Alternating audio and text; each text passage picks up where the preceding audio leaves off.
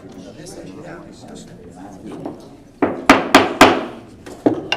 evening to those in the audience and also online. Just wanted to make a special note. You saw at the beginning there it said we had an amended agenda.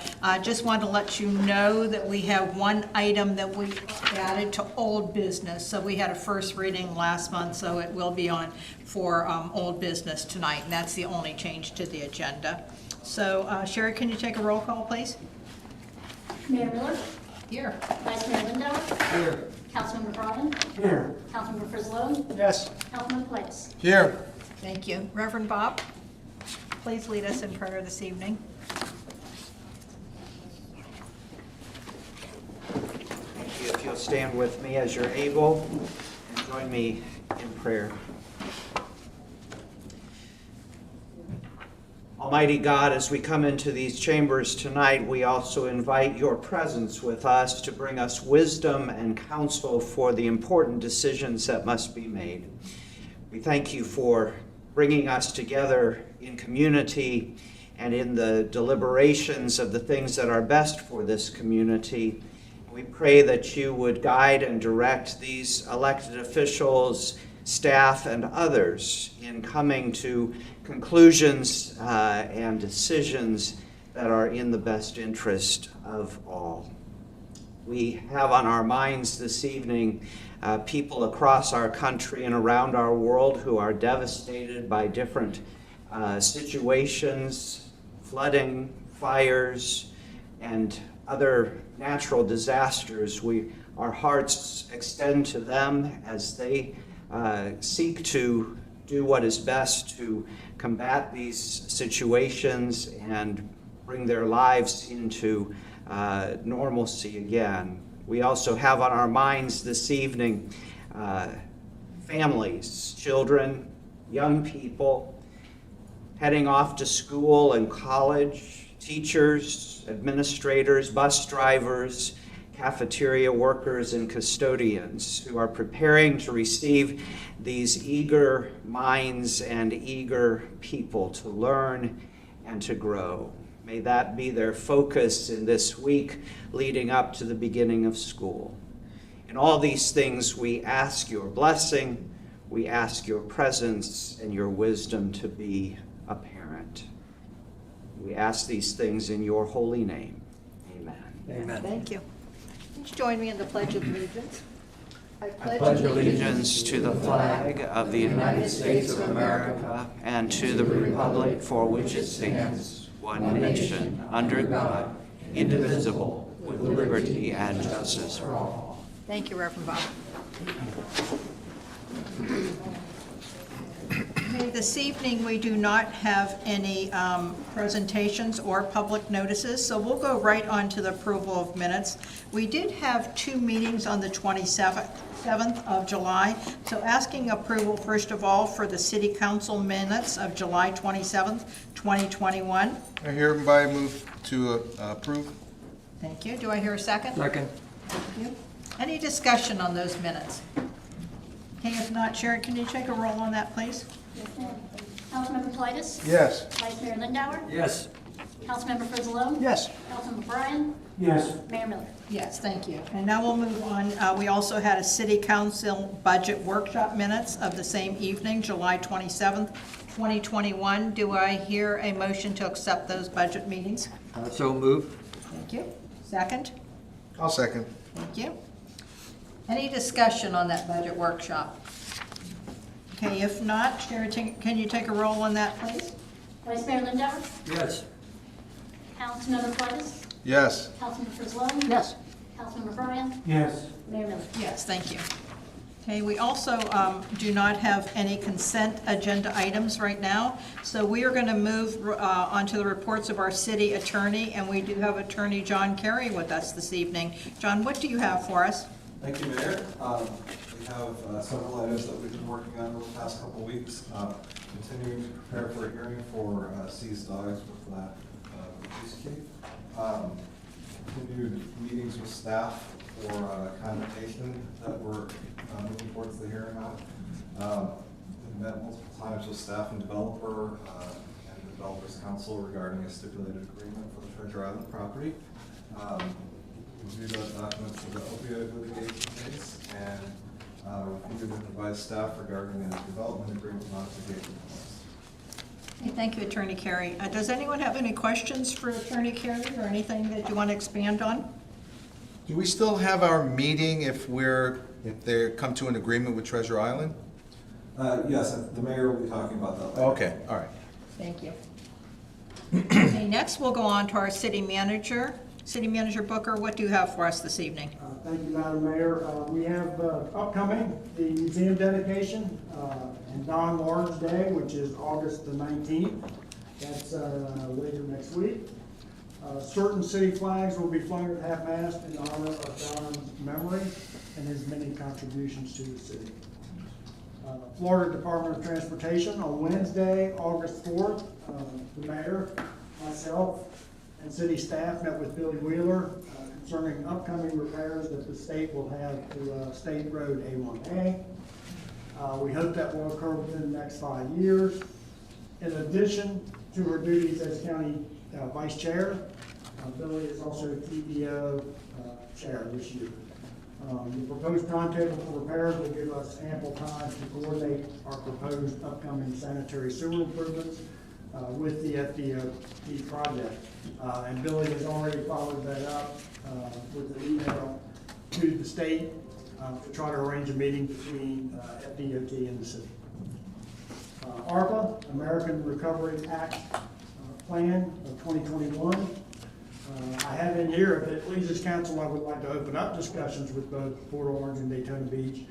We have actually already opened up discussions with Port Orange regarding ARPA funding and possibly participating in a joint project with them to upgrade the line that goes over to the main plant in Port Orange.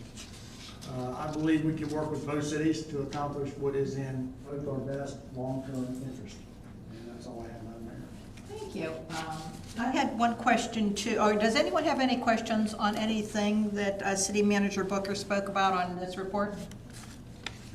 Okay, if not, City Manager, do you have any update? I know we're reaching out to the county on maintaining the parks. Do you have any update on that? They're still working on their decision. I do. They had, as of the last meeting, they had turned it over to county legal. Subsequent to that, they have gotten back to with a revised agreement where they would agree to pay the city $100,000 a year annually, that is, to maintain the 2 parks existing that we maintain, and then the 2 additional parks that would be coming online.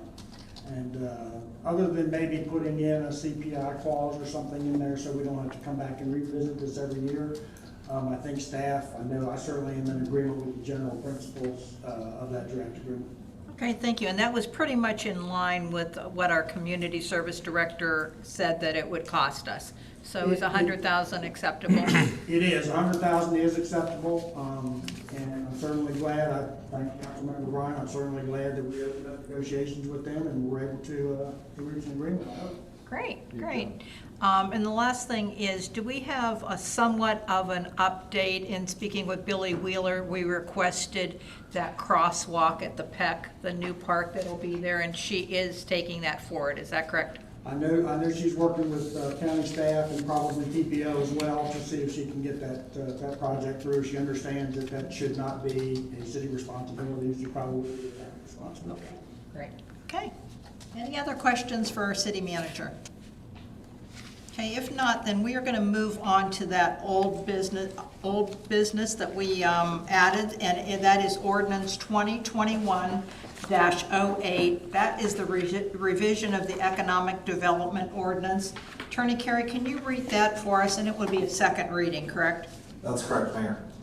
So this will be a public hearing. This is ordinance 2021-08, an ordinance of the city of Daytona Beach, Florida, relating to a comprehensive economic development program, providing for legislative findings and intent, amending the requirements to receive a grant, eliminating certain grant programs, making minor and technical amendments, making plannings, providing for conflict, severability, codification, and effective date, and other such. This is a public hearing. Thank you. Do I hear any comments from anyone in the audience?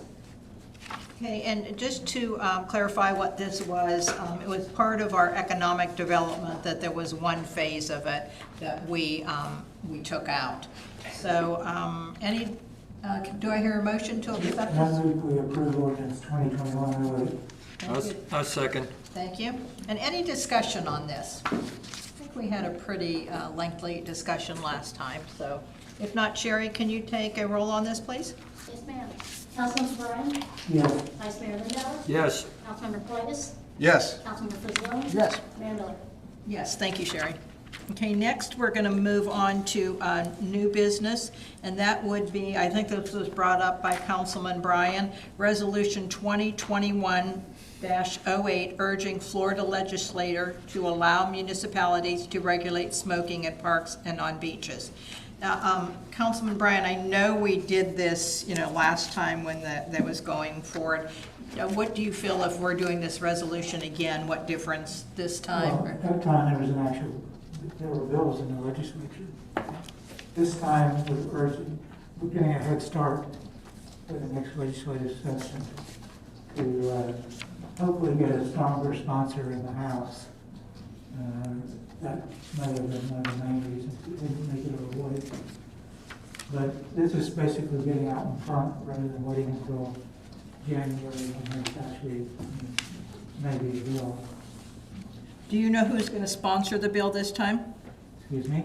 Do you know who's sponsoring the bill this time? Well, I think Joe Reuters will probably sponsor it in the Senate.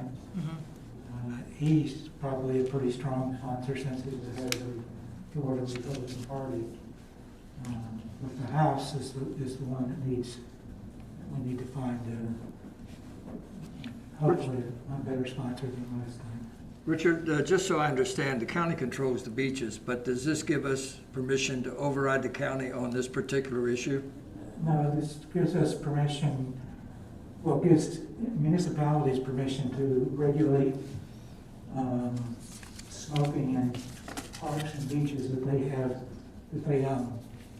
And to the extent the county doesn't regulate, we could regulate, but we couldn't overrule the county if the county passed regulations for the beach. Is that correct?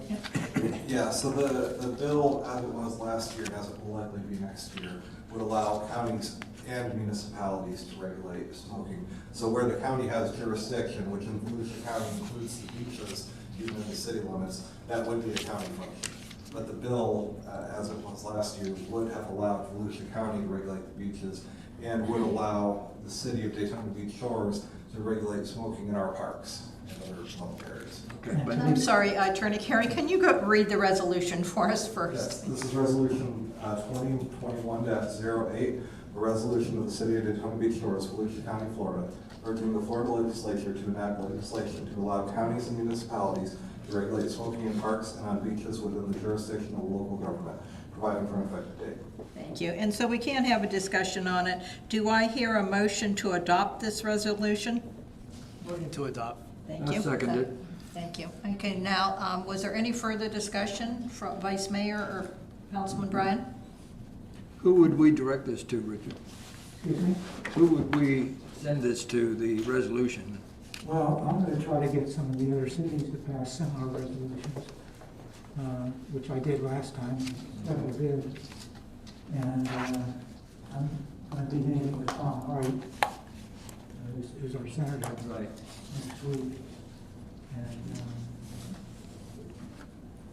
there are some people that are working on trying to get a House sponsor.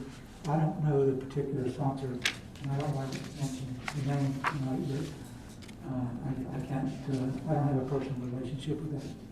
But I do believe that person would be a stronger sponsor in the House. Did this just not come up for a vote in the last session, or did it get voted That was down? already in the House committee. It died, okay.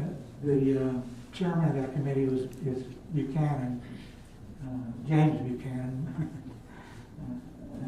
He's from the Sarasota area, and he died in his committee. He didn't bring it up. Section, Councilmember Howard, Section 3 allows the mayor, city council members, and city manager or designee to distribute a copy of the resolution to the governor, president of the Senate, speaker of the House, and to other people as appropriate. So it would essentially allow you to speak and say this is the position of the city as a whole rather than your personal opinion. Right. I wasn't sure that we had somebody that might be the leader on this project, or we're just gonna try to get somebody. Well, if Reuters is going to be in the Senate, we'll probably send it to him anyway. I mean, I will. And I'll send it to people that I think are candidates for the House. And then once they decided who's going to sponsor the bill, assuming. Is the official that sponsored it last time still in office? Joe Reuters is. Okay. He's the Senate sponsor. But he's still in office? Yes. Okay, good. Yeah. And last time I sent it to all the committee members. The next committee, the Senate board.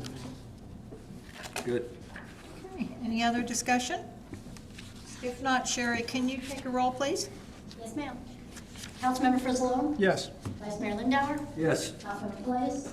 Yes. Councilmember Bryan? Yes. Mayor Miller? Yes, thank you. Okay, next we're moving on to item B under new business, and this is consideration of request for a reduction of code enforcement lien for 2000 South Atlantic Avenue. Gwen, are you coming up to tell us about this?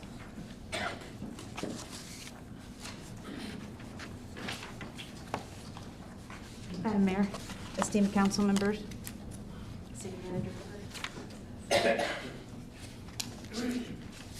I'd like to bring a picture up of the property as a reference, if I might. Certainly.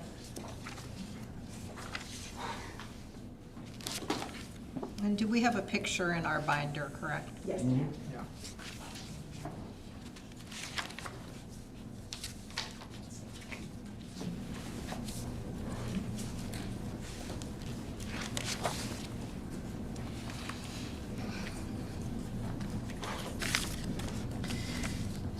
Thank you. So this agenda item pertains to a code enforcement case begun in late 2019 with 14 violations and 4 interior deficiencies.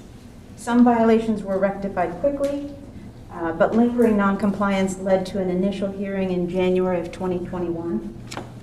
By this hearing date, only 3 violations had not been rectified.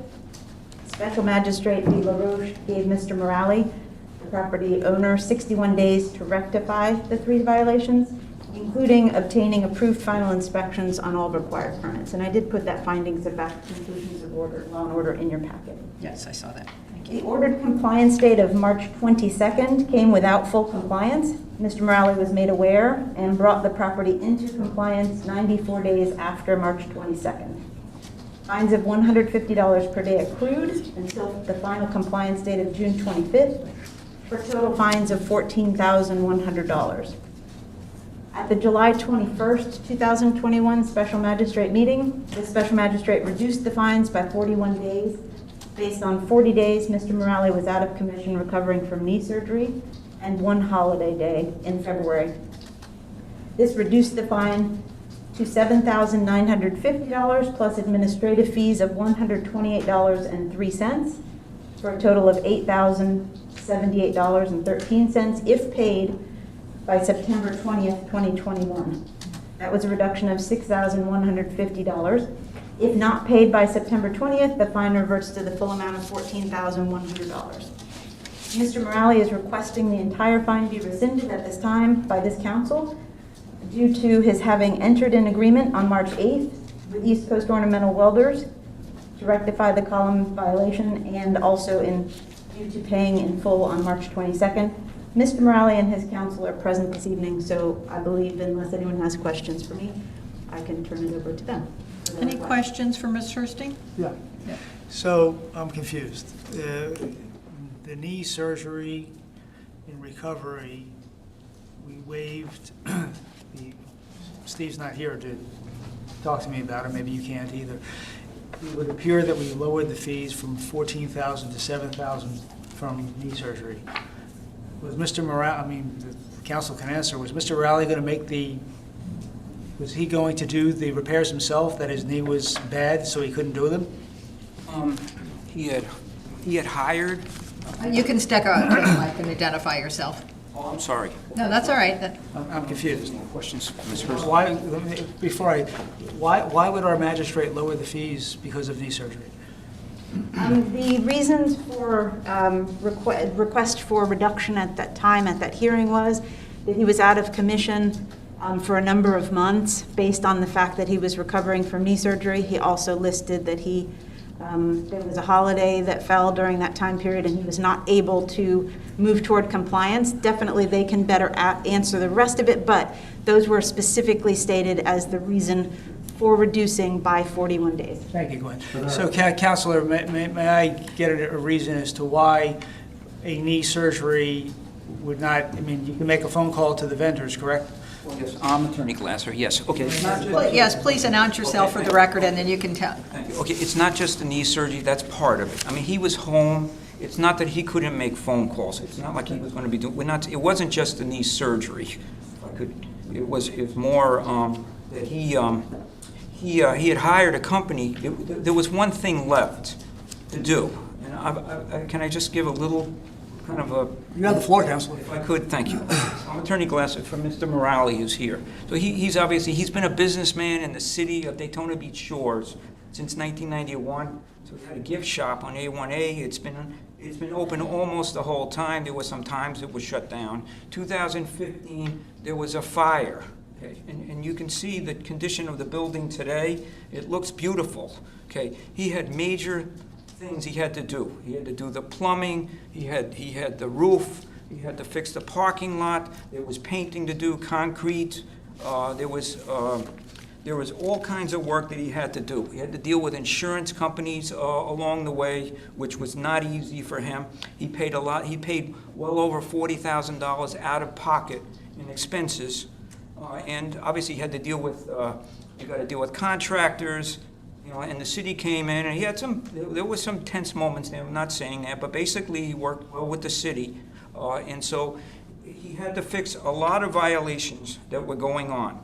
So I mean, being home with the knee surgery is a part of it. We're not saying that's the whole thing. But he was supposed to fix everything by March 23rd.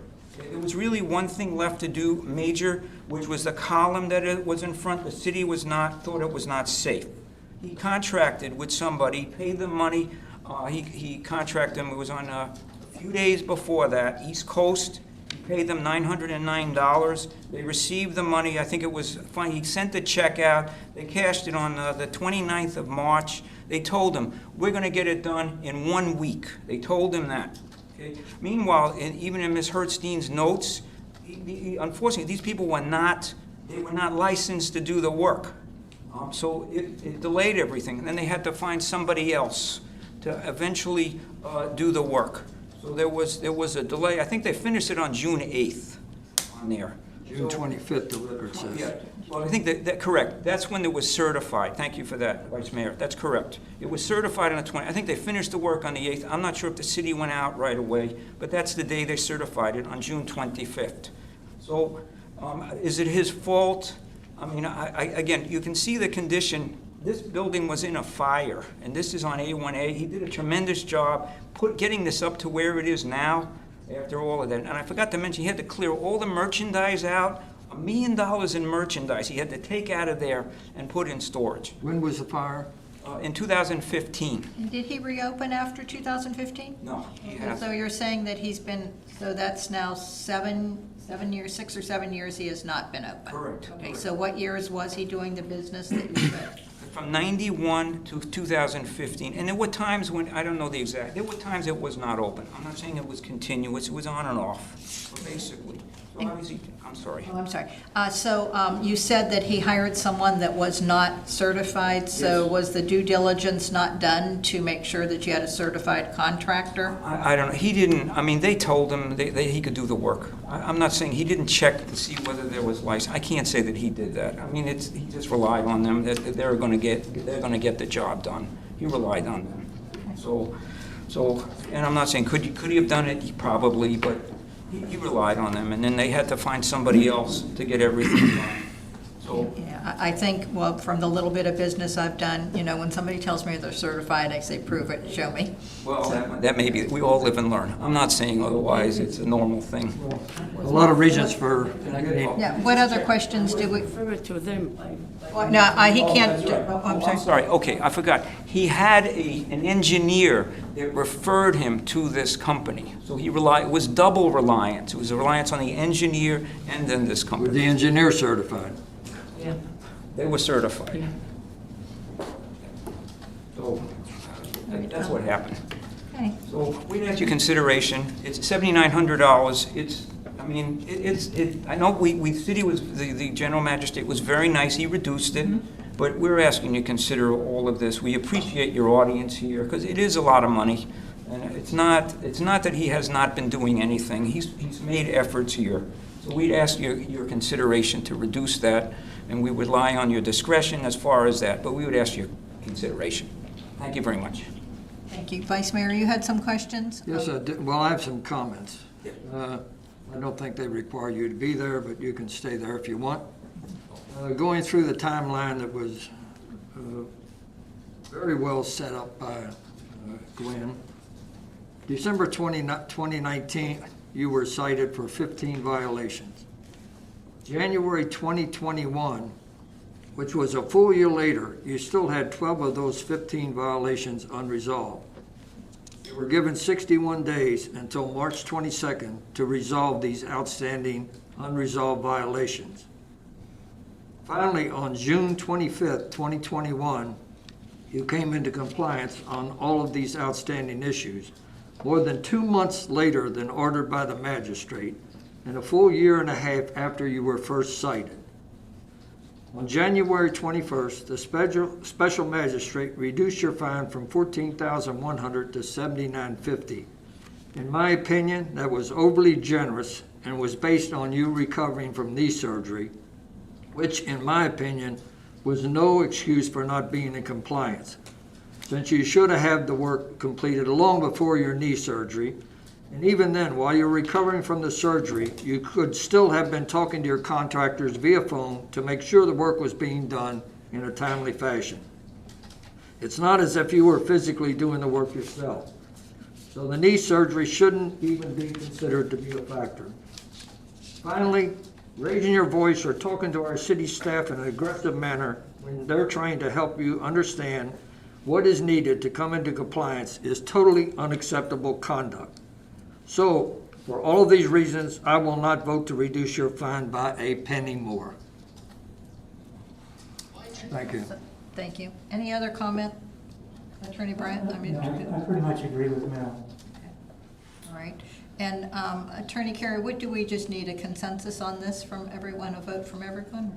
No, you'll need a formal vote. You'll need a motion, a second, and then a vote. Okay, so, The options that are provided in the code are that you can reduce the amount of the lien, waive the. I got a question. Can I ask a question? Full amount. okay, thank you. Yes. Mr. Morelli, how much is the attorney costing you tonight?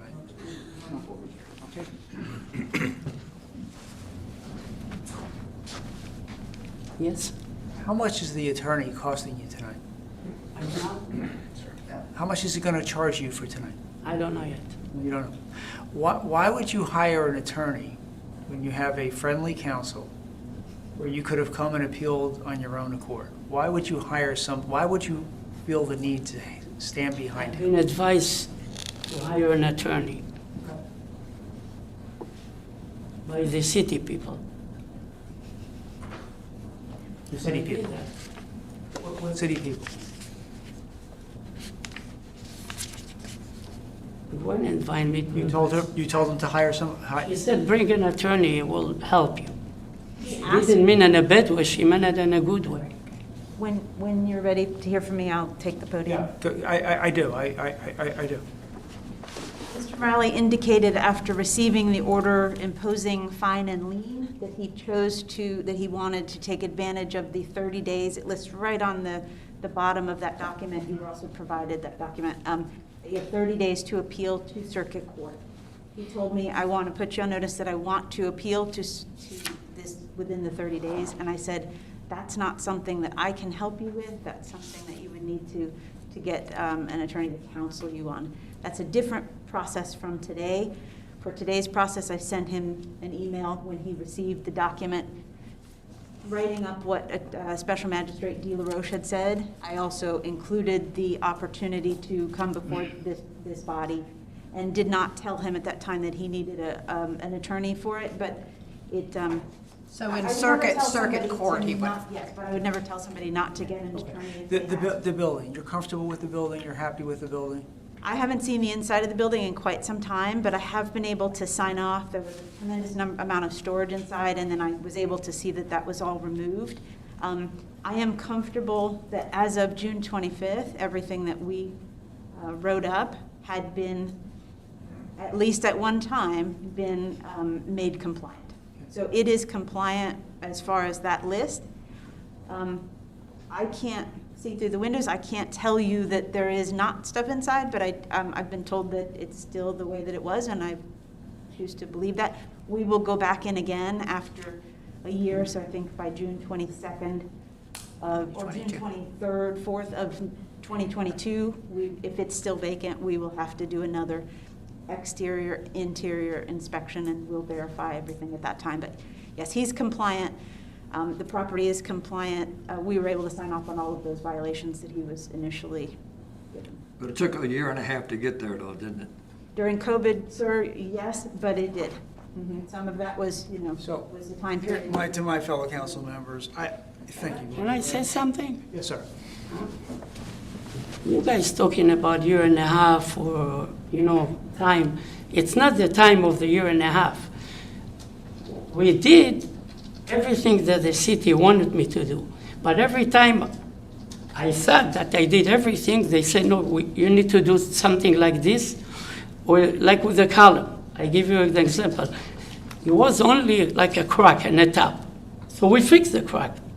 And then after I came, and we were here in a hearing, Steve, the inspector, said, no, we want to know what's behind the crack. Because they told me to fix the crack, and then after I fixed it, they said, we need to know what's behind. So I went to engineering. The engineer said, okay, we need to open it. You go to the engineer, it's not available, you wait 2 or 3 weeks. My contractor opened it for them to come. It took them 3 weeks to come, just to look at it. Then, after I did that, Steve said you need to pull up a separate permit. We already had a permit for everything. Then they wanted a separate permit. Then I called my engineer. He referred me to East Coast. I called East Coast. I met the owner. I told him you have to pull up a permit. I called Gwen. I went there day before my surgery. I signed a waiver, and I told her the owner is going to come, sign the permit, because I'm going to go for surgery. And I will not be able to come and check if they did it or not. Then when I was in recovery at home, I called her. I asked her if anybody comes. She said no. I called East Coast. They told me, they didn't tell me that they're not certified, or I thought they pull up the permit themselves. If they wouldn't have told me, then I wouldn't have contacted my contractor. And by the time they had to pull up, that I know that they cannot pull up the permit themselves, that was the end of May. So I called my contractor, he wasn't able to come. He's from Orlando. So they hired the contractor to do that. Okay. That's why it took also time. If not, it couldn't have been done in March. And the other time, it's a building that burned down. It's hard to bring up to court something that burned down. They asked me to do the roof. I did the roof. A wind came, the flashing fell. They told me I'm in violation. I called the Wind's Roofing.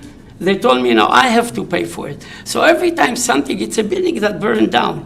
I wanted to extend the building. The city not allowed me. For certain reasons. I mean, you came in For and... setback and everything. Now I'm trying to work with the city. I'm working with the engineer to work with the city to see if I can make it bigger hire landscaping, everything nice. If the city will work with me, I will work with them. But if they're not going to work with me, you can't make money with this building. Now, why have you never reopened the I building? came to speak to you, if you Yeah, remember. right. Why did you never reopen the building in 6 years? Why didn't you put in Because I a... didn't get the money from the insurance. It's a $1 million damage. I got 200,000 I got from them. All this money, it's not even to fix. It cost me 40,000 on the roof. It cost me more money to fix all different things. You know, Have you thought I had about to selling pay for the- the demolition inside. Everything is out of my money. So it cost maybe over 1 million now with the construction to build, or even more. Okay, Councilman Frizzle, I didn't... I need help. If you guys gonna help me and let me do what I want to make it look nice, help me with the setback and everything, I can work out with the city. There is things I didn't know, and now it's, the engineer told me there is some ways we can do it. We need to come and talk to the city, but I had to wait to finish all this before I do and work with the city. So if you guys gonna help me, you know, help me to help you. I make the city look, I make the building look nicer. Okay, so Vice Mayor, I take it you're making a motion. Yes, I make a motion that we decline the request for any reduction. I'd like to make an appeal. I'd like to make an appeal, if I may. Sure. Yeah. So my heart is big. Life is, financially, life has been kind to me, and my heart is open to you, and I know that you made mistakes, you've hired an attorney, and I know how hard it is to be a small entrepreneur, and certainly you do as well. COVID has been very difficult. I'm sure he wishes he didn't do what he did in being so aggressive, but he did hire an attorney because he's not confident, as we would be confident, to represent ourselves. That's a statement of fact, okay? I don't need to go into detail, but everybody here is right as I am. So let me finish, Mel, let me finish. So my heart is open to him, and what I would like to do is to pay, I'm using a round number, is to pay for his legal fees here. And so I would like to lower the fine to $5,000. If it's $6,000, whatever the legal fees are, I believe he should have to pay a fine, Mel. But I do believe that I would like to open my heart and take this in kindness. The man has been in a difficult situation. He's had knee surgery. He has fixed that building. The building is up to code. I think his heart is in the right place, and I don't think he is of the caliber of the people on this diocese to be able to represent themselves as well as we would be able to represent ourselves. So my feeling is if I give the fellow council members to at least allow the legal cost to be paid by us and to make the fine $5,000. Okay, do we need a second on that one? And do I have a second on, I'll second Mel's motion. okay. And do I have a second on Councilman Frizzle's? Well, I have a second for Councilman Frizzalone's, and I'll tell you why. I agree with a lot of the comments that Councilman Frizzalone made. I don't believe, and I'm sorry, I'm looking for your last name, Mr. Morali? Yes. Mr. Morali. Mr. Morali, from day one, you should either hire an attorney or a general contractor. But you didn't. Again, we're all not the sharpest tool in the sheds, and I'm sure you're not the dullest. But here's what happened. I read 8 pages of a summary of your interactions with the city. And to say the least, you were very obstructionist. You were very disrespectful. You were very rude. And that may be your personality, and you're entitled to that. But the reason why I'm agreeing with Councilman Frizzalone's motion to reduce the fine just to a flat $5,000 is to pay for the expenses of the time for the city and the staff to go back and forth, back and forth, back and forth with you, and the aggravation. Now, I'm going to give you one thing. I don't know what kind of insurance you have, but when the place burned down in 15, if you had a Hartford policy or equivalent insurance company, they have what they call business interruption, which means while your business is interrupted as a result of a natural disaster, whether it be a hurricane or a fire, they pay you to have your business. In other words, they pay your expenses. They pay your mortgage. They pay your profit, this and this. I don't know if you had that. It's none of my business right now. But it took you 4 years to start with the city And only after they sent you a notice, by the way, you're not in compliance because your vacant building doesn't meet the code. That's only when you really got up and started doing something. So for 4 years, it sat the way it did, which became a significant eyesore to the city. So for that fact and the other factors I articulated, I support Councilman Frizzalone's motion or request to reduce your fine down to $5,000 as a gesture to help you as a businessman, because this is a tough time for all business people. And that's my 2 cents. Okay, so now, do we take, So procedurally, there is a motion and a second for Councilman Lindauer's motion. So you will need to take a vote on that. If that vote fails because it doesn't get 3 votes, then Councilman Frizzalone can make his motion, and we already have indication that we'll have a second, and you'll be able to vote on that. Okay. So, all right, Shirley, can you take a roll, please? Yeah, so this is the motion on the floor is to decline any reduction. Correct. Councilman Lindauer? Yes, I'm sorry, Vice Mayor Lindauer. I apologize. that's fine. Councilmember Bryan? Yes. Councilmember Plitus? No. Councilmember Frizzalone? No. Mayor Miller? Yes. Motion passes. Okay, thank you. Okay, now, thank you. for your audience.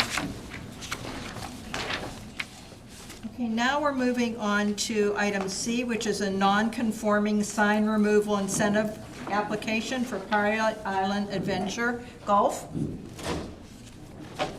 Stuart Cruz, do you have for us? Thank you, Madam Mayor, council members.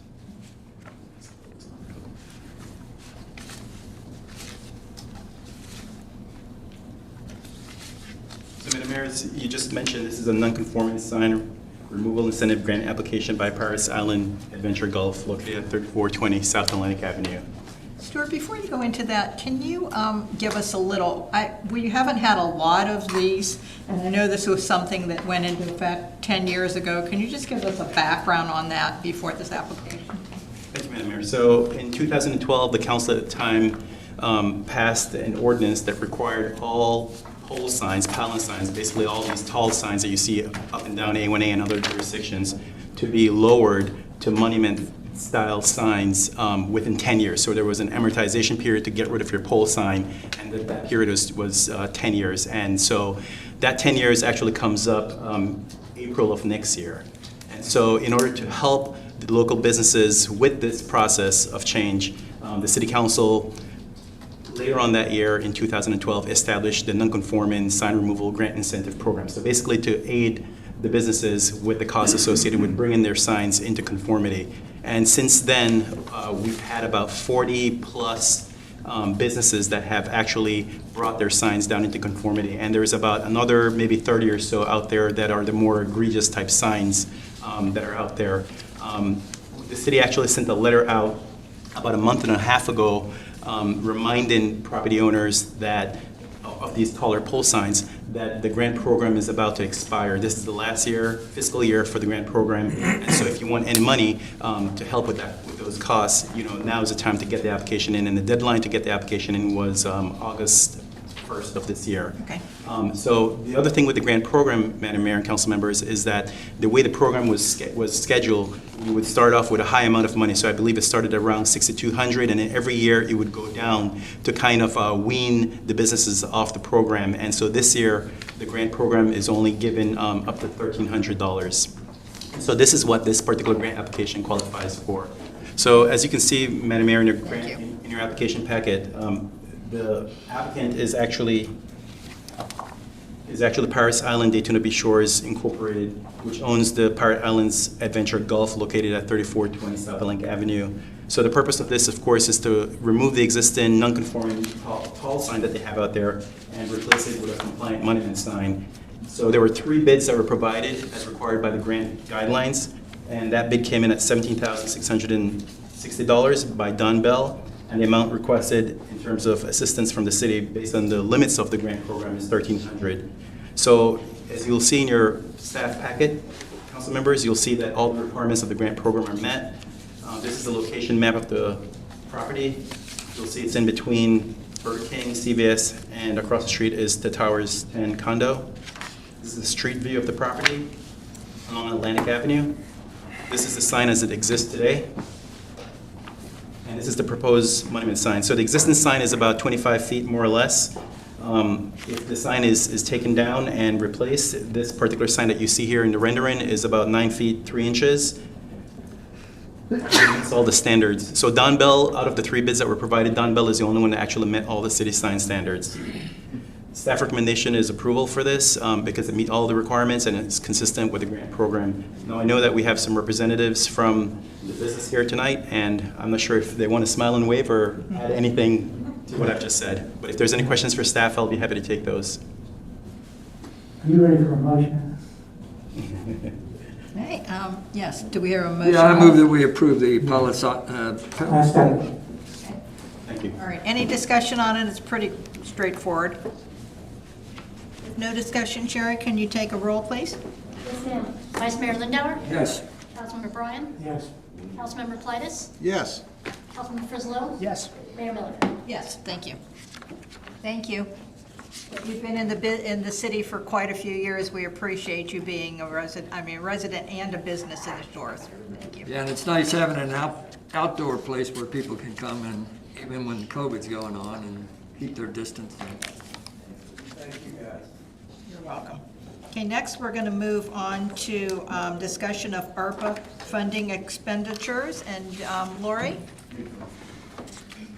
Yes, thank you, Madam Mayor, council members.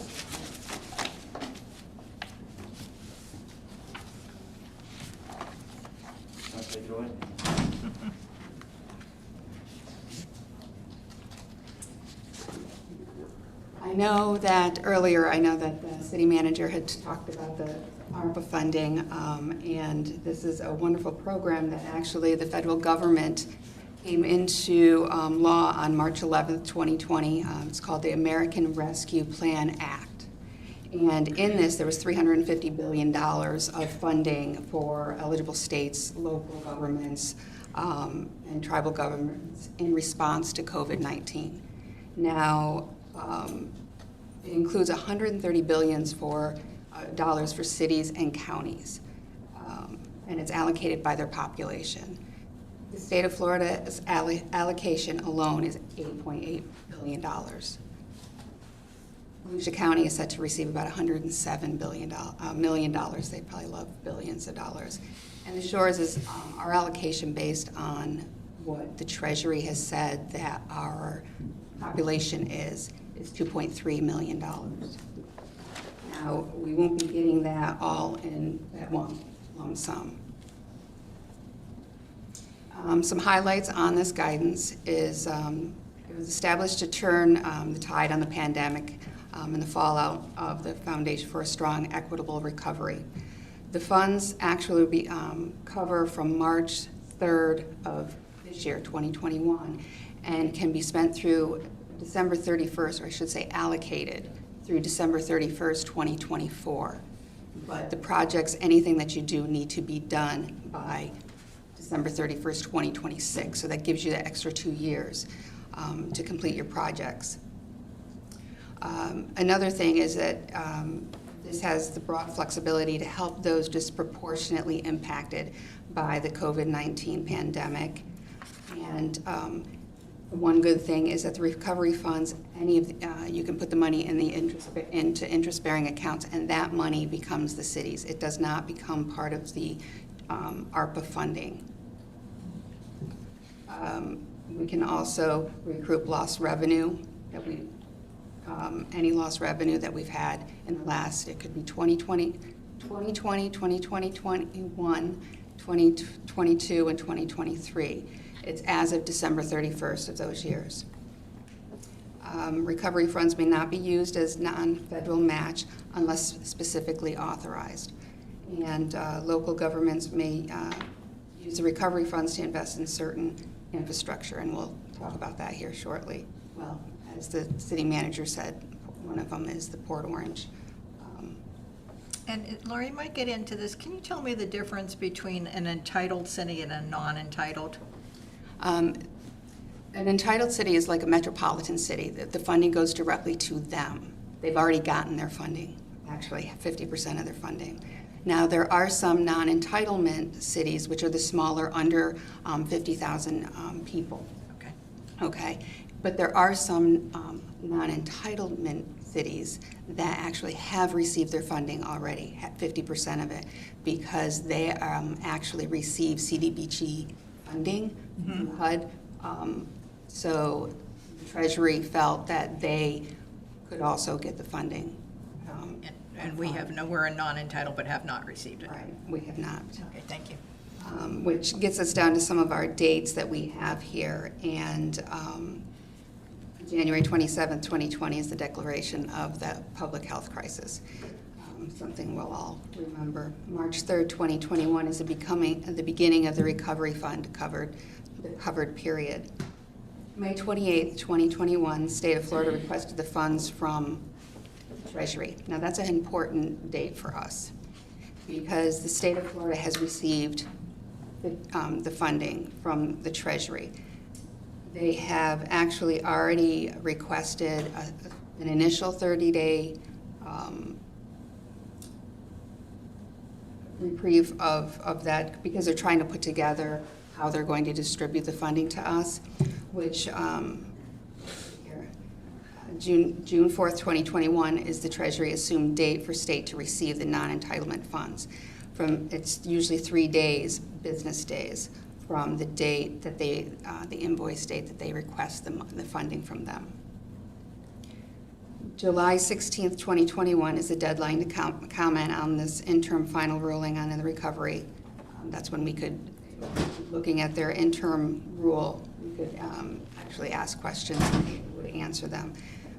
August 5th, 2021 is the last day of the first 30-day extension, which we're past that date already. And as I said, just this week, now they've requested the state of Florida and been approved for a second 30-day extension. So that means that there'll be another 30 days. You're looking basically Labor Day for the city to receive 50% of their funding. Does that move our deadline back? Okay. Just for when we receive the funding. It doesn't change any other deadlines. Okay. So October 31st is the deadline for us, the city, to submit our first annual project and expenditure report. That actually goes from the time that you receive your funding through September 30th, 2021, but you don't put it in until we submit it to the Treasury on October 31st.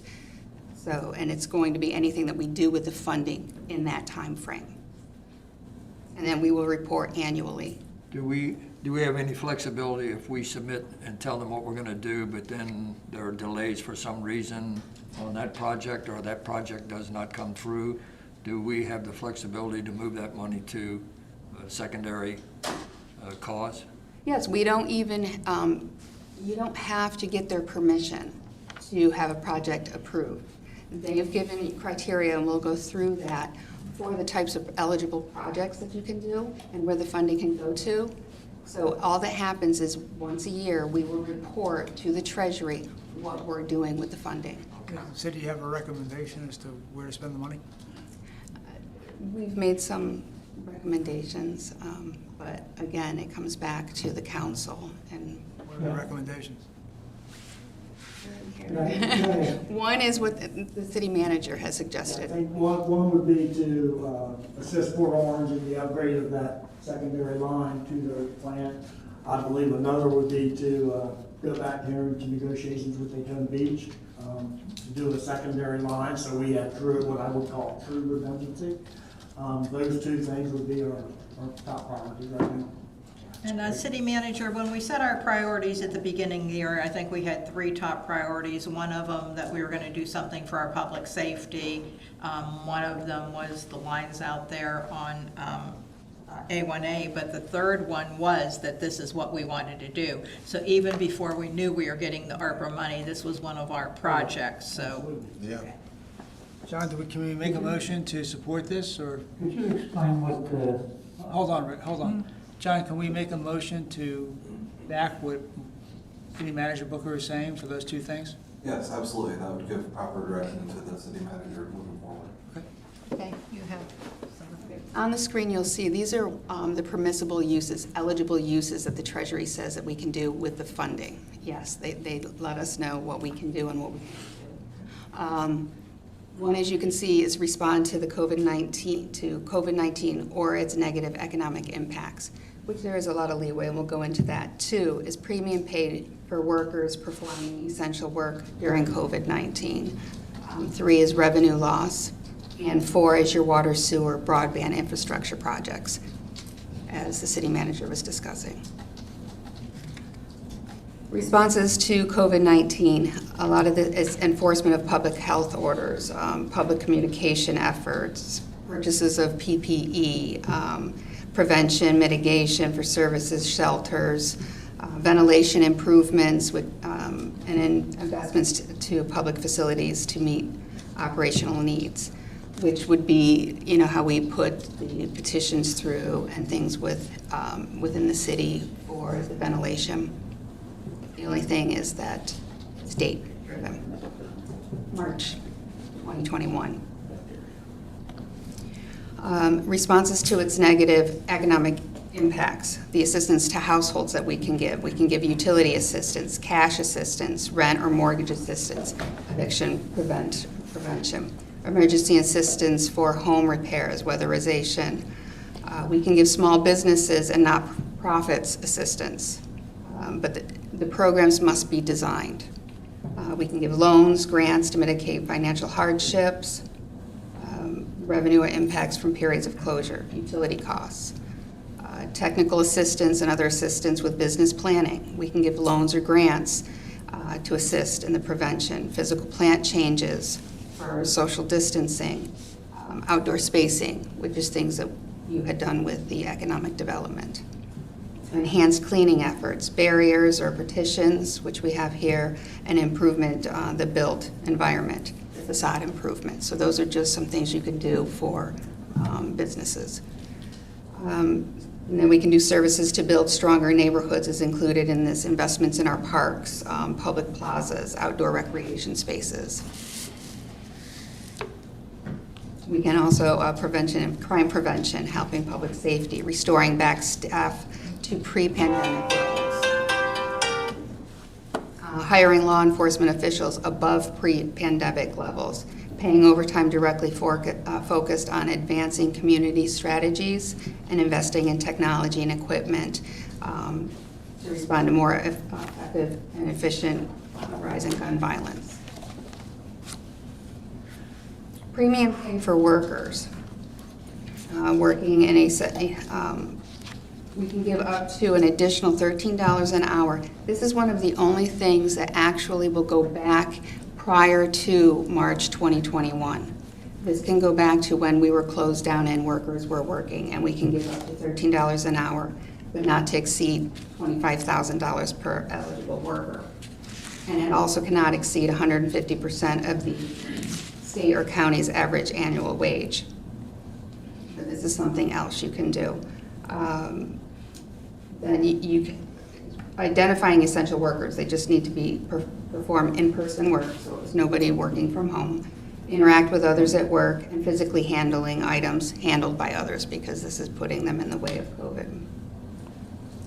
Our revenue loss, there's calculations to figure that out, which we are still kind of going through, but there's minimal restrictions for the use of the funding, other than what has been listed here, paying interest or principal on outstanding debt, issuing new debt, replenishing reserves, paying settlements or judgments and pensions deposits. These are the things that do not allow. So basically other things, anything in government services, we can use the funding for. Your water sewer projects, which is a big one for the city of Daytona Beach Shores. As long as they comply with the Clean Water State Revolving Fund and the Drinking Water State Revolving Fund, then they are eligible. You don't have to have them approved. And these are the type of programs: non-point source pollution management, decentralized wastewater treatments, stormwater systems, conservation, water use, technical assistance.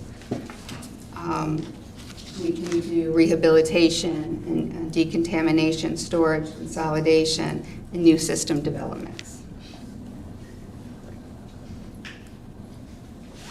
basically anything addressing climate change, cybersecurity, protecting the water and sewer infrastructure, which here in the city, being an island, we need that. And as I said, reduction in revenue is presumed to be due to COVID-19, so there's no approval. So recipients are not required to submit planned expenditures. We don't have to get them, it's not a reimbursement. Good. The water, sewer, and broadband projects are eligible just because of the clean air. As long as they're approved there, they're approved. So that's the best thing, I think, with all of this, is not having to get that prior approval. So the items that we've considered is a one-time incentive payment of $1,000 each for all permanent employees. A joint project with the City of Port Orange to provide redundancy through the second transmission line, force main under the Halifax. And also, there's a there's a possibility they've asked for a new water pipeline under the Halifax. Those are just some things. And as city manager said, also the Daytona, working with Daytona on that I'm going one. to add to that if I. Well, can I ask one question about that? You said a second line. Would the second line negate the need for the negotiations with Daytona Beach if we had a second line with Port Orange? No, I'll go ahead and address that. Okay. For the record, Kurt Swartzlander. So the items we put up for consideration were things that Port Orange had approached us for the sewer and the water lines. The county had done they are doing the $1,000 per employee. So these were just things that either had come to us or were in the paper. You probably read about the county doing that. It was in the paper, I believe, beginning of last week. We do believe right now, based on preliminary calculations, that we would be eligible for, I'm going to take this off while I'm talking, that we would be eligible to apply a portion of ours towards a revenue loss, and then that would just go back straight into the general fund. It can be used basically for any purpose. Real quick, rough estimates were between $300,000 and $400,000. So out of the 2.3, we could probably take $300,000 or $400,000 and just put that back in the general fund through the revenue loss. The preliminary estimates on the sewer line were, it's a total of about $4.3 million project to add that second line. They, I believe, have already paid the $300,000, which is the engineering, and their estimates said roughly $1 million was going to come out of Port Orange sewer impact fees, and then they were looking to share the other $3 million of that from us, Ponce Inlet, and Port Orange. So it'd be a 3-entity contribution to that sewer line.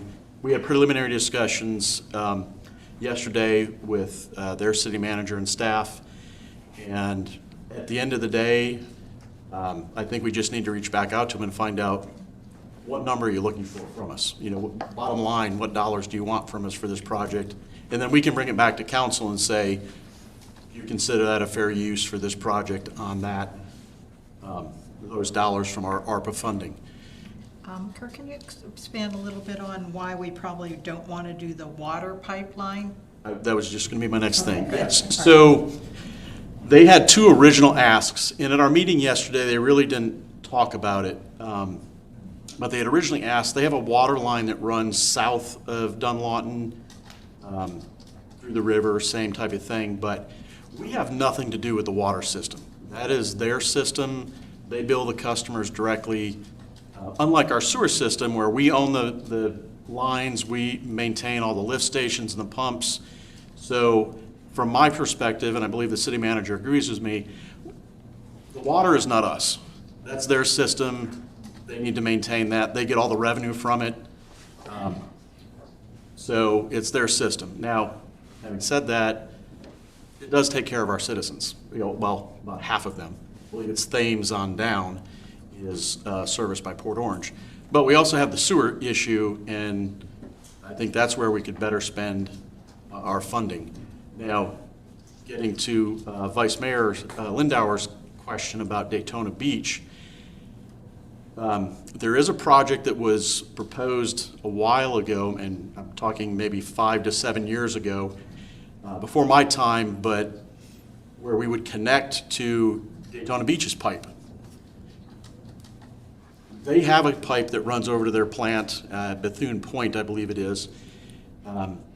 So that would give us additional redundancy. So it's great that we have a second pipe, but if something happens at the Port Orange plant, we're all still shut down. If we had that secondary connection in emergencies, we could flow north to Daytona. Now, that's a lot of engineering and a lot of work, and I'm now about to step outside of my area of expertise. So if you have questions about how that all works, that would be Mr. Hyatt. I think Mel's question is the correct question to ask. The Daytona issue is a huge issue. You're saying that that won't help us. No, I'm saying it will help us in an emergency. I don't know that it would be a big enough pipe to quit flowing to Port Orange. But it's not worth taking money and diverting it to what? No, I think it is. I think it is to have that backup. Okay. That way we have two directions we can flow sewer if we need to. Now, because right now we can only send it to Port Orange. If we make the connection, if we can agree with Daytona to make a connection there, now we have two options. We can send it to Daytona or send it to Port Orange, or both. The most important thing with that is it gives you a better position in which to negotiate rates. Perfect. At that point, Yes. you can send in either direction, then you're in the driver's seat as far as negotiating. Madam Mayor, can I ask a question? Certainly. I've been listening. So with your preliminary negotiations or discussions with the city of Port Orange over that second line, there are three players, them, Correct. Ponce Inlet, and us, Correct. to the tune of approximately 3 million. So if you do the math, it's $1 million. But I presume you're going to negotiate at a lower dollar number because they have to take into consideration the fact that they're going to make money off of the city of Daytona Beach Shores and the city of Ponce Inlet. Yes. So they may, let's say, throw in 1.5 and we each throw in Yes. 750, or something along those lines. I leave just- it up to you guys. Staff has had initial conversations of going, okay, Port Orange, it's your pipe. They also have stuff flowing through it from Port Orange properties. So we kind of just threw out initial discussions at a staff level of Port Orange being 50% and Ponce and us being each at 25%. Okay. I mean, numbers pulled out of. And this would be funded by this particular, Yes. that Lori was presenting. This is a huge, 3 I million. don't know, maybe I'm just, this is a huge home run for us. Also, Kurt, It is a windfall for us, so absolutely, yes. I'm sorry, because it is multi-jurisdictions, is there a chance we could get any other money, like a ECHO, a grant, anything like Yes, that? actually, Lori has pulled this together, and she's already been in contact with the state about, they're called Resiliency Grants. Now, we're looking at some little bit bigger things. This is more of a long-term approach with some of the grants, because it includes some septic to sewer conversion type items as well. So, yes, there are grant monies that may be available for this project. So I'm looking at the ARPA as possibly matching money. We're using it to match Port Orange, but maybe with these other things, we can tie in, get rid of septic tanks. That's a big DEP issue. So it's not something that's going to happen in the next 6 months. Now, the Port Orange project, they've already engineered it, and they're out getting construction drawings done up. So that's happening soon. But I think, and I don't want to speak for all of staff, but I think our recommendation would be use the revenue loss money, claim that. If council is interested in doing the $1,000 thing, just let me know for each employee. But the lion's share of the money would then be put towards our match at Port Orange at whatever level. And obviously there's more discussion that needs to be had on that to find out exact numbers. And then use the additional money if we can come to an agreement with Daytona Beach to, because there's about a mile of pipe we would have to run to make that connection, and then modifications to, yes, sir. If I may, are you saying that what you had up there, those three alternatives, is what you're recommending? Those No. three? The very last one up there is the new water pipeline. That was Port Orange's ask. I'm saying no. I want to make sure, I want to make sure. Right. So you're asking for the joint project with the city of Port Orange to provide the redundancy, and then from the Halifax, and also the one-time incentive payment. That's That's a one-time lump, I mean, that is probably going to be, and I'm going to ballpark a number here, call it $80,000. We have, I think it's actually 78 full-time employees hired today. It would depend on what day we actually pay that. So it's a very small amount, but it would be a nice give to the employees. But, City Manager, but you're saying that we would have enough money coming in to do both 1 and 2, the joint project with the City of Point Orange and the incentive payment to the employees. We think we do for Port Orange until we come to the final number. Yes, that's correct, and anything over and above that, I mean, some of the money's gonna go in the general fund, obviously. Yeah, roughly $350,400 we can do revenue loss, and again, I'm ballparking that number. We have to come up with a final calculation. And from that $350,000 or $400,000, we would pay the $1,000. Otherwise, there's limitations that Lori talked about, $13 an hour, but it can't be more than the state or county average annual income, blah, blah. It's nightmare calculation. Figure out the details. Right. Yeah. So what do you need from, I mean, help me understand. Right now, just initial direction. Are you open to doing these things? And then we will proceed with, so I'll try and summarize it real quick. Do the revenue loss for $350,000 to $400,000, whatever that calculation is. That goes into the general fund. We'll use part of that money with your direction to do the $1,000 one-time incentive payments to all employees, all full-time employees. We'll coordinate with Port Orange on the sewer. I'm guessing that's going to be $750,000 to $1 million, our portion. We're guesstimating that right now. They haven't bid the project yet, and we all know engineers sometimes underestimate their project values. So until that's bid, we won't know a final number, but we would come back in future for that. And then the last part of that would be, I'll call it item number 4, not on the list here, would be to actually start the project with Daytona Beach. And it's about a mile, I'm looking at Fred going, about a mile of pipe we would need to run, plus modifications to lift stations to be able to change the direction the nasty stuff flows.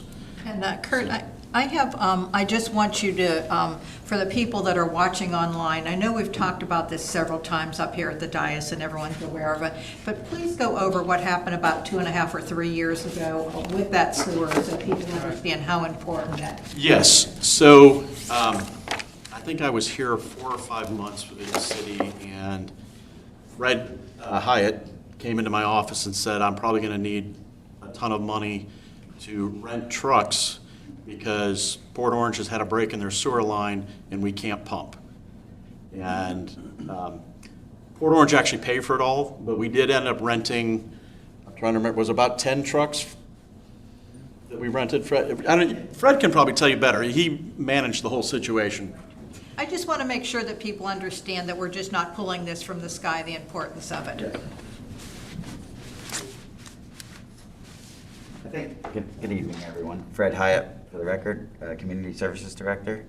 Yeah, that was a bad evening. I mean, Port Orange had no way to accept any of our flow because their main, force main was down over at meanders over to Herbert Street before it goes to the treatment plant. And so we ended up having at least 10 trucks, but those trucks worked, feverishly all night, back and forth from our sewer, each sewer station to the plant, and then they'd come back. And so it was just, we had manpower at every station and we had trucks there. So we ended up having to do that twice. So, to avoid that kind of thing from happening, that's what City Manager Booker had indicated, having that double redundancy. While it's great to have a new Port Orange line going across the river, and then where, I don't know, I haven't seen Port Orange's plans. I don't know what their design is. I don't know if they're running that new line all the way to the plant, which hopefully they are, but if they're not, then you still may have a weak link in the system. But ultimately, something could still happen with a new line, and so having that double redundant, and something could happen to their plant. So, having an ability to pump, for the, not that it would be, a little bit of money, but, Daytona's already run their lines, dual lines across and underneath the river, and they have a connection point for us if we choose, if we're able to work out a deal to do that. So Okay, yeah, To again, your- it's. To your point, it's absolutely, I It's think a, you're it's a spot on. win-win. I mean, we Huge. set, I am just so Huge. happy about this. At the beginning of the year, we set 3 priorities. We were able to help our police safety, and now if we do this, we only have 1 left. So great job, staff. Great job. Thank you. Can Let I- me ask a question? This report is due the 31st of August. What's in it? Just describe it. I'm going to ask Lori. She's been the one, it's really just if we expend anything, is it not? It's just what we expend as of September 30th. We don't spend any money like It's going to be an initial, It's a blank report. so if you remember, she said that we have through December 31st, 2024 to allocate the money. So we have until that point to say, this is what we're going to spend it on. But we have opportunities to do some good things for our citizens, and so And for our employees, I think for the employees that gutted it out during COVID, I think the $1,000 per employee is absolutely essential. I think there's no reason we shouldn't do that. So if we change the 3rd bullet point to the Daytona and, keep everything else the Right. same, I guess, anyone, yes, have any? Exactly. That's not a problem, but you've already done the application, you haven't qualified yet. well, no, Or have you qualified? we've already qualified. The state hasn't given us any money yet. Okay. They're holding it. I joke that they're holding it just because they're earning interest on it, and We want the interest. and I'd rather be earning the little bit of interest that we do versus the state earning the interest that they do on, they're holding Bureaucracy. $8.8 billion. Yeah, but they're earning interest on $8.8 billion. I think what you guys have done is marvelous. Yeah. I think it's absolutely marvelous. So I think all we're looking for is, and I think I have it, is general consensus to go forward with the revenue loss, the 4 things I pointed out. So I don't think we need a vote on it right now. Do we? No, if he has a clear sense of where you want to go, that's all they're going to do. There's no formal. Yeah, so there's going to be a formal agreement with Port Orange that we would, in an interlocal agreement that would need to be crafted and all that for those projects. We have to meet with Daytona and start those discussions. But I think these are big wins for the city, and I agree with the mayor's point. She's really trying to accentuate how important this is, and she's correct. This is a huge win for the city. Huge win. The backup sewer system is absolutely monumental. Let me ask to make sure that I understand and so that we all understand. The plant is the weak spot in Port Orange, because even if we had half a dozen lines, it's still going to go down. correct. There are weaknesses in that, and as Fred Hyatt said, even if we put the second pipe, there's still pipes that run from the other side of the river to their plant. And any one of those mains could still break. Their plant, at the end of those pipes, could shut down for some reason. And then we pumped for, I want to say, 8 to 10 hours. And I think Port Orange's cost for us for those 8 to 10 hours, for the trucks that we had hired, was about $40,000, if I remember the numbers correctly. But if there's a major plant failure and we don't have the ability to pump somewhere else, and we're down for 3 or 4 days, you can see how that ramps up real quick. That's the point that I was trying to get at. Daytona is very important and needs to move up with a sense of urgency, right? That's huge. I mean, you got to work parallel paths. And they have new management, and we can. Madam Mayor, could I just jump in and kind of echo or follow up on what Curtis said? I just want to point out that if it had been worse, or if it had needed to go on longer, we couldn't have continued with those trucks. They wouldn't have done the job. So it will or could result in just having to turn the water off to the barrier island. So we couldn't have kept doing that if we weren't able to get it fixed in that short term. That's why I think we need to move the Daytona thing up to a high level. And that was a planned weeknight event. If that had happened, say, on a Saturday night of a big event weekend here, 10 trucks probably would have been overwhelmed in a couple of hours, so. We get it, Kurt. I think Mel is spot on. Anyway, You gotta work, you be know, aggressive. You know, I think you're telling, right now, with that, you have our support on that. I mean, you'll come back with particulars, but, Yeah, I'll get with the manager and we'll reach out to Daytona and continue Port Orange discussion, so unless there's any other questions. okay, all right. Nice Now, job, really great job. Yeah. Phenomenal. yeah, I'm pleased that, I think when I had talked about the priorities at the beginning of the year, and I said, we're gonna start on these, you know, it might take a couple of years, and for us to have one completed, you know, helping our public safety, this other one in the works, and then that last thing, and that last thing will tie into a little bit what Billy proposed to us. Yes, a lot of good things happening. In the shores. Okay, next we're gonna go on to council comments.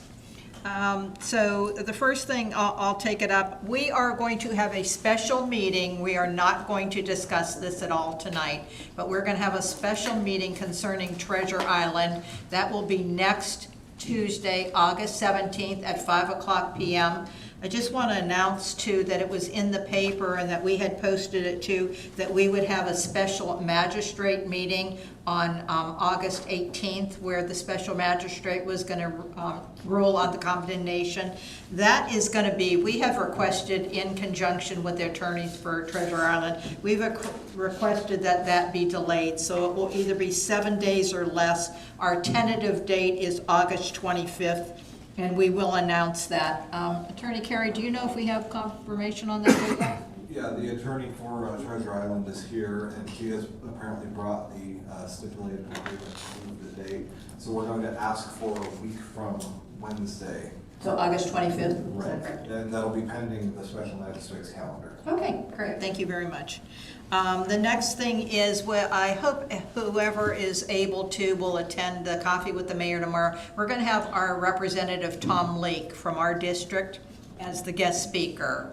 So any questions that you have for him, he'll talk for a little bit, but remember, this is, you know, he's right in tune with the state. So any questions that you have for them, I'm sure he'll be able to answer. And I do not have anything else right now. So Councilman Bryan, what do you have for us? No, I really don't have any. Okay, thank you. Vice Mayor? Yes, I'd just like to compliment Lori on an excellent presentation. Thank you. Thank you, Lori. Councilman Frizzolo? Yeah, I'm very, very excited to honor Don and Peggy Large and the museum, and I want to thank City Manager Booker for all the work that he did on the museum, and I think it's a wonderful testament for somebody who gave so much to the city. And I just can't thank Kurt and again City Manager Booker and Lori for the terrific work that you did here on the funding. And I think it's just a terrific path that we're going down, and I really applaud you. Thank you. Councilman Politis? Well, I echo Rick's compliments on staff with regards to already doing the qualifying, already, you know, trying to obtain the funding and then coming to us with what ideas to spend it. But I gotta say, the one agenda item that involved Gwen and her department, you went through a lot with that business person, and I saw in all the comments how accommodating you were and did your very best. And, you know, he may be a little bitter, and I feel bad because we all want to support business. That's kind of our mantra. But you really did a professional job, and you cut slack when you could, and you accommodated, and you extended. I think the special magistrate hit it right on the head. You know what, I'll cut it in half, you claim your knee, a religious holiday or what have you. But to come here and tell us to completely wipe it out, it was his entitlement to the request, but I thought that throwing him a little bit of an accommodation would give him some, a feeling of a little bit of success or a little bit of pleasure. He would spend it back in his business. I wish him well. I hope he finally opens up the store. But again, I extend my kudos to you and what you went through to try and get him in compliance. Thank you. If I could piggyback on that, we did get one, am I allowed to read a comment if it comes, this comment? Okay. Okay. This was from someone, and this was on reducing the fine. It says, "Congratulations to Gwen for a complete report. Do not reduce. Time to play hardball and set a precedent." So that was, do I announce? I guess we did. Okay. And it was from Marcia Holman. So anyway, thank you. Everyone recognizes what a great job you do. Okay. Do I have any, I don't have any forms for an audience comment, but anybody that would like to get up and speak about anything? Okay, if not, items for the next agenda. So actually, the next meeting, again, will be on the 17th, but that will be exclusive to talking about Treasure Island. So on our next meeting, and that would be the 24th, do we have any agenda items for that? Kurt, we have, will we be going over our audit on the 24th? Yes, so on the 24th, we'll have a special meeting at 4 o'clock. And you'll have, we had 3 respondents to the audit RFP. Bless you. Bless you. They've been all scheduled. We scheduled them by alphabetical order, so no preference on staff's behalf for that scheduling, but you'll hear presentations.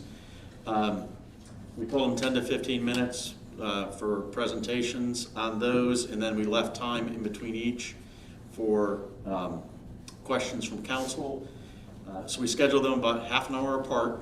So it'll be their presentation, you'll have time to ask questions. The next one comes at 4:30, the next one at 5, and then you would have time between 5:30 and 6 to discuss, because at the 6 o'clock meeting, there'll be a item for you to select based on the audit selection committee recommendation, basically a recommendation to yourself.